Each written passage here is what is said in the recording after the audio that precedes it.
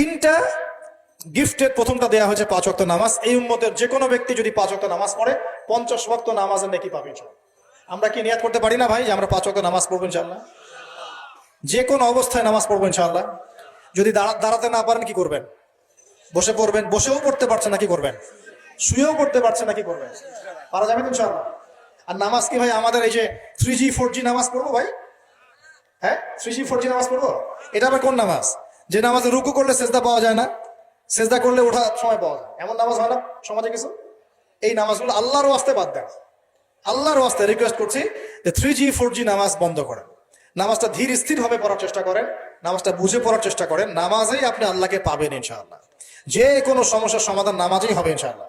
সেজদা লম্বা করেন, সেজদায় বেশি বেশি দোয়া করেন, ইনশাআল্লাহ তাআলা আল্লাহ আপনার দোয়া শুনবেন, আল্লাহ আমার দোয়া শুনবেন ইনশাআল্লাহ। আর রমজান মাসে নিয়াত করি ইনশাআল্লাহ, রমজান মাসে আমরা সবাই জামাতে তারাবি পড়বো ইনশাআল্লাহ। যত ব্যস্ততা থাকুক তারাবির সময়টা দেওয়ার চেষ্টা করবো ইনশাআল্লাহ। আর চেষ্টা করবেন খতম তারাবি পড়ার জন্য, কোনো সমস্যা নেই, খতম তারাবি পড়ারই চেষ্টা করবেন। তবে আমি কারি সাহেবদের, হাফেজ ভাইদেরকে রিকোয়েস্ট করবো যে তেলাওয়াতটা একটু ধীরে করার চেষ্টা করবেন, যাতে আয়াত বাই আয়াত বোঝা যায়। অনেক জোরে পড়তে থাকলে অনেক সময় ধরাই যায় না যে আয়াতটা কি পড়া হচ্ছে। কোরআন তো বুঝতে হবে, অ্যাবজর্ব করতে হবে। যদি প্রয়োজনে দেখা যায় সময় বেশি লাগছে, লাগুক না। রমজান তো ইবাদতেরই মৌসুম। আমাদের রমজান মাসে আল্লাহর ইবাদত করা ছাড়া এর চেয়ে গুরুত্বপূর্ণ আর কাজ কি আছে? আছে? সেই ব্যক্তি ধ্বংস হোক। নবীজি বলেছেন, যে ব্যক্তি রমজান মাসকে পেয়েছে, রমজান মাস পেয়েও আল্লাহর ইবাদত করে তার গুনাহ মাফ করাতে পারে নাই, সেই হতভাগা ধ্বংস হয়ে যাক, নাউজুবিল্লাহ। আল্লাহ পাক আমাদের সবাইকে রমজানে বেশি বেশি ইবাদত করার তৌফিক দান করুন। নবী সাল্লাল্লাহু আলাইহি ওয়াসাল্লাম মেরাজের রাতে দ্বিতীয় হাদিয়া নিয়ে আসলেন, সূরা বাকারার শেষের 3টা আয়াত। কয়টা আয়াত ভাই? কয়জনের মুখস্থ আছে? আলহামদুলিল্লাহ। নেকিটা বলি, ফজিলতটা বলি। আপনি যদি রাতের বেলা সূরা বাকারার শেষের 2টা বা 3টা আয়াত পড়েন, সারা রাত তাহাজ্জুদের নামাজ পড়েন, নেকি পাবেন ইনশাআল্লাহ। সারা রাত তাহাজ্জুদ পড়াটা কষ্টের না?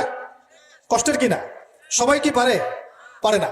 এখন শুধু যদি ঘুমানোর আগে, আপনি আজকে রাত্রে ঘুমানোর আগেই জাস্ট আপনি পড়বেন এই যে লিল্লাহি মা ফিস সামাওয়াতি ওয়া মা ফিল আরদ, এখান থেকে নিয়ে ফানসুরনা আলাল কওমিল কাফিরিন পর্যন্ত, অথবা আমানা রাসূলু বিমা উনজিলা ইলাইক, এখান থেকে নিয়ে ফানসুরনা আলাল কওমিল কাফিরিন পর্যন্ত, শেষের 2টা বা 3টা পড়তে বললে বেশি ভালো। এই 3টা আয়াত যদি পড়ে ফেলেন, পড়ে ঘুমিয়ে যান, ঘুমন্ত অবস্থাতেও তাহাজ্জুদের নেকি পাচ্ছেন। আল্লাহ পাক দিন সহজ করে দিয়েছে, একটু আগ্রহ করে আমল করলেই হয়। আল্লাহ পাক তৌফিক এনায়েত করুন, বলি আমিন। আর তৃতীয় হাদিয়া নবী সাল্লাল্লাহু আলাইহি ওয়াসাল্লামকে আল্লাহ পাক দিয়েছেন, এটা একটু মনোযোগ দিয়ে শোনেন। এই কথাটা ভুলে যায় না। আজকের লেকচারে যদি সব কথাও ভুলে যান, এই কথাটা ভুলেন না।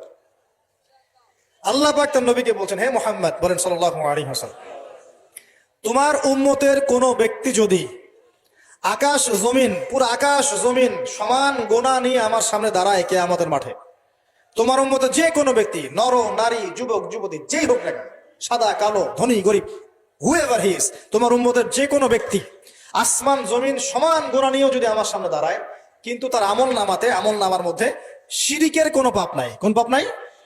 শিরিক তো বুঝি ভাই, আল্লাহর সাথে অংশীদার সাব্যস্ত করা। কিতাব তাওহীদ বইটা পড়ে নিয়ে, তো এখানে সব দেয়া আছে। শিরকের পাপ নাই, আসমান জমিন সমান পাপ দিয়ে ভর্তি। আমি আল্লাহ তার সামনে আসমান জমিন সমান ক্ষমা দয়া নিয়ে হাজির হব ইনশাআল্লাহ। মানে আল্লাহ পাক তাকে মাফ করে দিবেন ইনশাআল্লাহ। খালি শিরকের পাপ না করলেই আল্লাহ মাফ করবেন। এখন শিরকের পাপ কিন্তু অহরহ হচ্ছে। চিন্তায় শিরক হচ্ছে, কথায় শিরক হচ্ছে, কাজ করতে গিয়ে শিরক হচ্ছে। শিরক সম্পর্কে বিস্তারিত আলোচনা করেছি, অনলাইনে সার্চ দিয়ে দেখে নিন। শিরক কি ও কেন, ডিটেলস কত রকম শিরক হচ্ছে বলা হয়েছে। আরেকটা বইয়ের নাম বলে দিলাম, কিতাবুত তাওহীদ। এই বইটা পড়লে আপনি বুঝতে পারবেন শিরক কি ও কেন, কত প্রকার কি কি, এরকম অনেক কিছু, অনেক বই বাজারে পাওয়া যায়। পড়লেই দেখবেন কত রকম শিরক আমরা এখন করছি। আল্লাহ পাক আমরা সবাইকে শিরক মুক্ত আমল করার তৌফিক দান করুন। সাহাবীরা বললেন, ইয়া রাসূলুল্লাহ, যদি সেই ব্যক্তি জিনা করে আল্লাহ কি তাও মাফ করে দিবে? নবীজি বলছেন, হ্যাঁ, যদি জিনা করে তাও মাফ করে দিবে। যদি সে চুরি করে আল্লাহ কি তাও মাফ করে দেবে?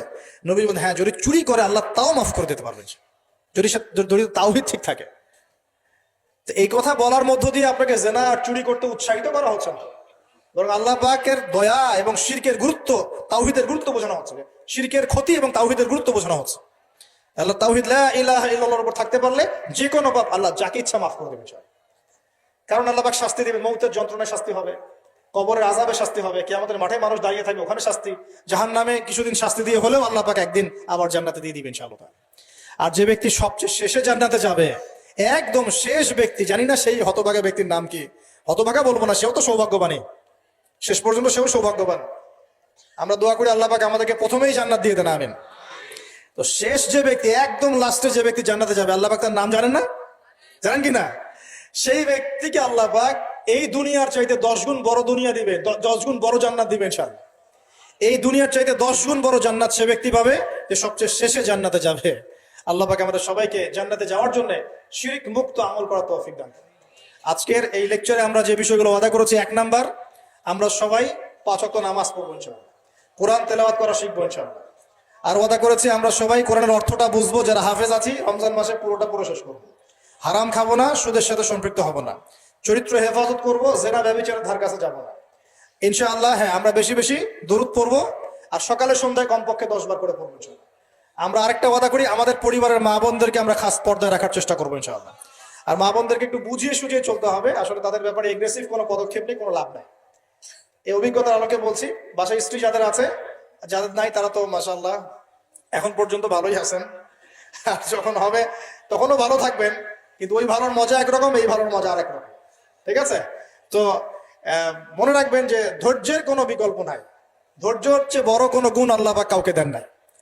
এগ্রেসিভ হলেই সমস্যা, মনে রাখবেন পরিবার হয়ে গেলেই আপনাকে রেসপন্সিবিলিটি নেওয়া লাগবে। তখন চামড়া হতে হবে গন্ডারের মতো মোটা, কানের পর্দাও গন্ডারের মতো মোটা হতে হবে, সব কথা শোনাও যাবে না, সব কথা রিয়াক্ট করা যাবে, ঠিক আছে?